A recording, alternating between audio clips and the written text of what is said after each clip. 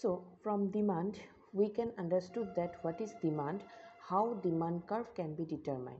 So from demand we know that for demand of a commodity, or to generate the demand of a commodity, the consumer must have purchasing capacity of that commodity. That means the consumer should have money on his hand to purchase the commodity. If the consumer don't have money to purchase the commodity, then that is not demand. We can't say that is demand for that particular commodity. He can dream for that commodity, he wants that commodity, but that is not his demand. So for demand the consumer must have purchasing capacity.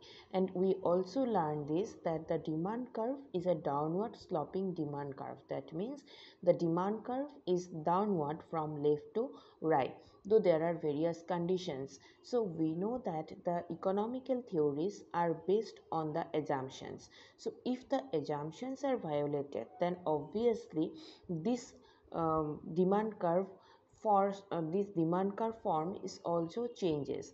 For example, suppose salt. So in case of salt, if price is changes, suppose price is reduces or price is increases, the amount of consumption of salt is not changes, because we can't consume more salt or less amount of salt irrespective of its price increases or falls. So in that case the demand curve is not downward sloping. So there are various other examples also where we can see that the demand curve should not the downward sloping demand curve. But this is the exceptional cases. Normally if we say about the demand curve is always downward sloping demand curve. So we can't go for the controversies.